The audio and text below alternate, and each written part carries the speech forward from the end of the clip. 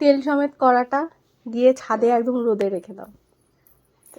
আজকে যা রোদ, প্রত্যেক দিন মানে মানে এখন করে হচ্ছে গিয়ে ফেসবুকটা খুললেই দেখতে পাচ্ছি ডিম ভাজা হচ্ছে, মাছ ভাজা হচ্ছে, অনেক কিছু হচ্ছে, কিন্তু আমি আলু ভাজা করবো কারণ আজকে মঙ্গলবার। তো ডিম মাছ কোনোটাই আজকে আমাদের ঘরে রান্না হবে না। তো সবাই তো আলাদা আলাদা কিছু না কিছু করছে, তো আমি ভাবলাম আমি সবার থেকে একটু আলাদা করি। তো আমি আলু ভাজা করব। আলুগুলো একদম ছোট ছোট করে মানে একদম পাতলা পাতলা করে কেটেছি যাতে ভাজাটা হয়। চেষ্টা করব। অনেকক্ষণ আগেই কড়াটা দিয়ে গেছিলাম, আমি দিইনি। এই রোদের মধ্যে বারবার আমি উপর নিচ একদম করতে পারবো না, আমার ভীষণ কষ্ট হয়। যার জন্য আমি বোনকে দিয়ে পাঠিয়ে দিয়েছি কড়ায় তেল দিয়ে, আমি বলছি বসিয়ে দাও, তেলটা গরম হোক, তারপরে আমি আলুটা নিয়ে যাচ্ছি। তো অনেকক্ষণ আগেই বসিয়ে দিয়েছে, যাই গিয়ে দিই। ছাদে পা দিতে পারছি না, লাস্টে জুতো পরতে চলে এলাম। কড়া ছাওয়া ছাওয়া পড়ে গেছে কড়া যেখানে আছে। আগে কড়াটা সরাই, কোথায় দিই? এখানটা রোদ আছে, এই জায়গাটা কড়াটা ধরা যাচ্ছে না। দিই, হ্যাঁ ব্যাং হবে।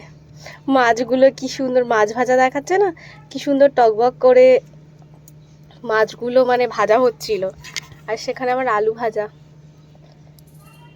এই কিছুই হবে না, লাস্টে না আমাকে গ্যাসেই করতে হয়।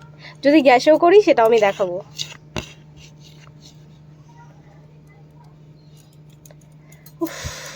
প্রচণ্ড রোদ, শুধু মানুষের স্কিনটাই পুড়ে যাবে এই রোদে।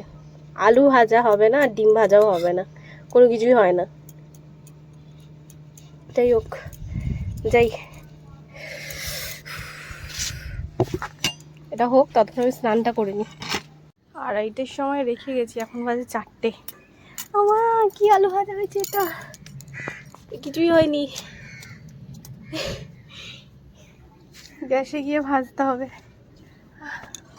ভীষণ রোদ, মানে রোদ তো নেই এখন, রোদটা চলে গেছে। আর এই হচ্ছে আমার আলু ভাজার ছিরি, আদেও কিছুই হয় না। 2:30টার সময় রেখে গেছিলাম, এখন 4টে, পুরো 4টে বাজে। নিচে যাই। শেষমেশ আমি নিচে নিয়ে এসে গ্যাসেই বসালাম, যে দেখি এটা একটুও ভাজা হয়েছে কিনা, কতক্ষণ টাইম লাগে।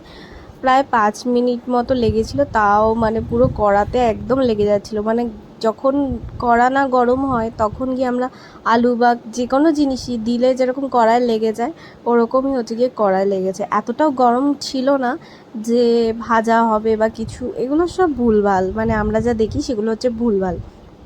ডিমটা হচ্ছে গিয়ে রোদে শুকিয়ে যায়, যেরকম আমরা কোনো আমসত্ত্ব বা কিছু দিলে সেটা শুকিয়ে যায়, ওরকমই হচ্ছে গিয়ে ডিমটা দিলে ডিমটা শুকিয়ে যায়। ডিম আদৌ কোনো কিছু ভাজা টাজা কিছুই হয় না, সব কিছুই ভুলভাল আমার যেটা মনে হয়। তো যাই হোক, আজকে ব্লগটা আমি এখানেই শেষ করি, আবার অন্য কোনো ব্লগ করব, কিন্তু তা বলে এটা নয় ডিম ভাজা মাছ ভাজা এসব আর কিছু করছি না। ভুলভাল জিনিস করে আমি তেল মশলা নষ্ট করতে চাই না। চলো টাটা।